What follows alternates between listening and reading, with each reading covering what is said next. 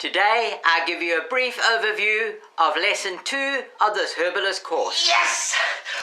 Please subscribe! Lesson 2 is a very, very short lesson, and it covers the history of herbalism. Not that the history is short, but the lesson is short, because it is just a very brief, summarized version of the history of herbalism. It starts off with saying herbalism was first recorded in Mesopotamia some 5,000 years ago. It was a written record, so we can deduce from that the Mesopotamians valued their medicine and they valued the herbs that they were using, so they recorded them for prosperity.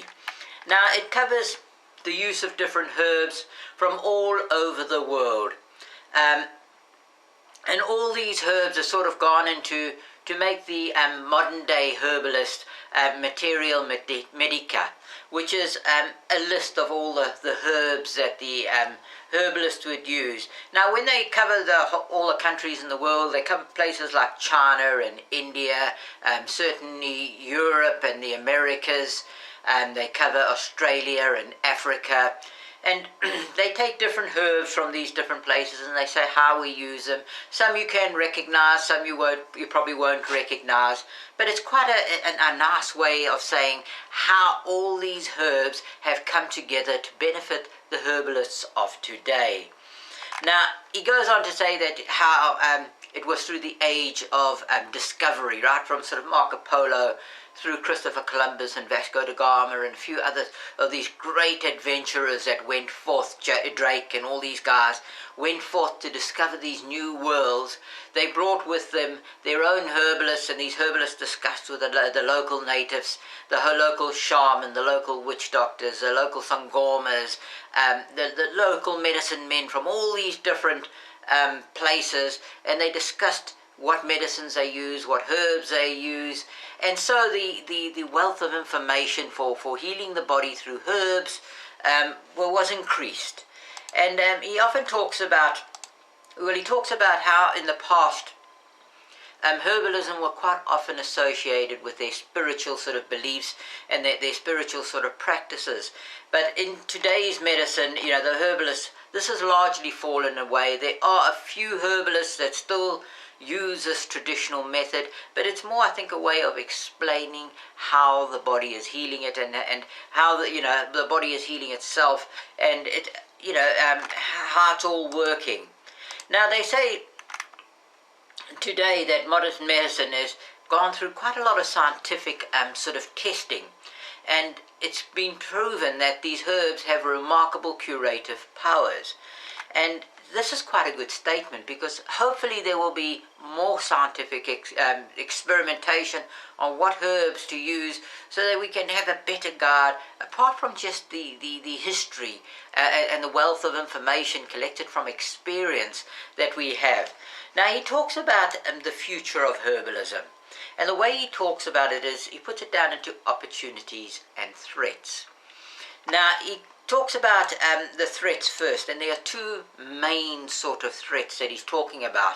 And he talks about the pharmaceutical companies being a threat, because they are trying to discredit the whole practice of herbalism, so that you can end up using their drugs instead of the herbals.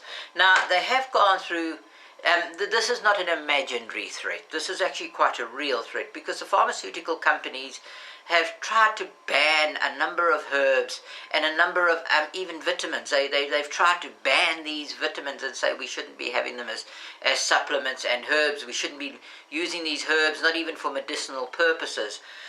The main one in the media at the moment is hemp or marijuana, which has a vast number of medicinal uses. They're trying to keep that banned and say no, it's really, really bad, and it's got all these it's addictive and everything else. But they seem to forget that a lot of the medicine that they are prescribing is also very, very addictive.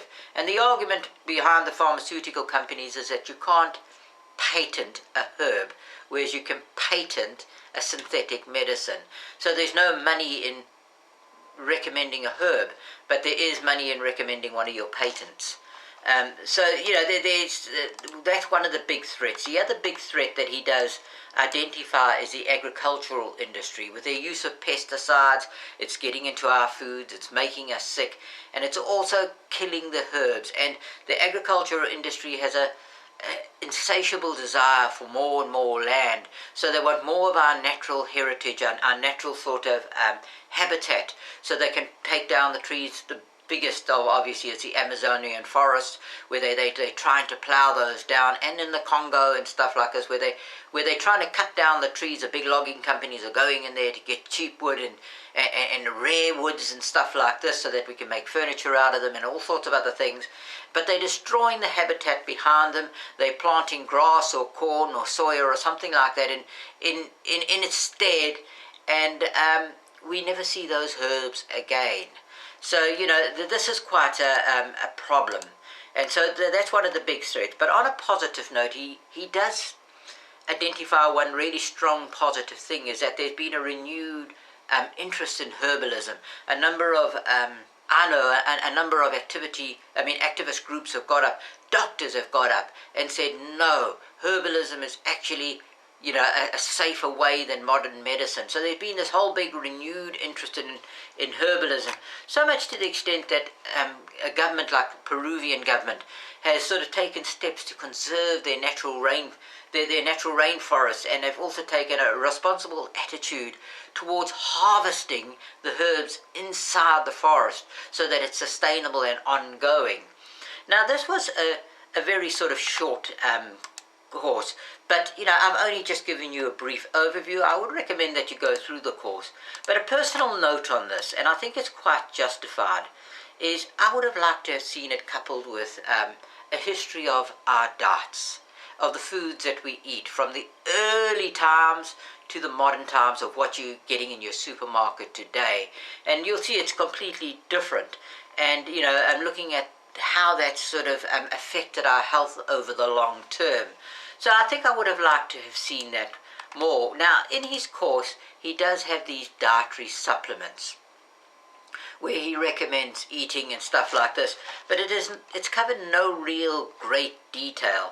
And I think I would have liked to have seen that, because I think in the past we used to eat a lot more raw foods, raw fruit and vegetables and stuff like that. But certainly we would have had a lot more fiber in our diet than we do today. The modern sort of medicine has processed it all out, that we've got no more fiber in it, and it's causing all sorts of problems in the stomach and to our health.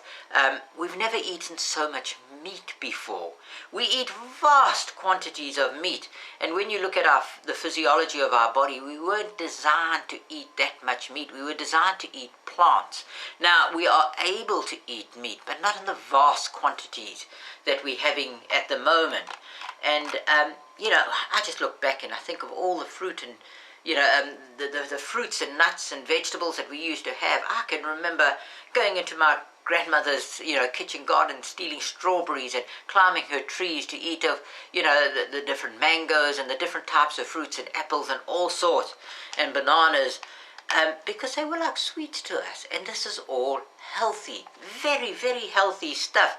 So anyway, I think that's that. If you really want to find out more about the type of dietary that we should be eating, and certainly the why we should be eating more fruits and veg and raw foods and stuff like this, and what other types of foods we should be eating, and certainly which ones we should be avoiding, get the 7 steps of health. I think that will be really, really beneficial.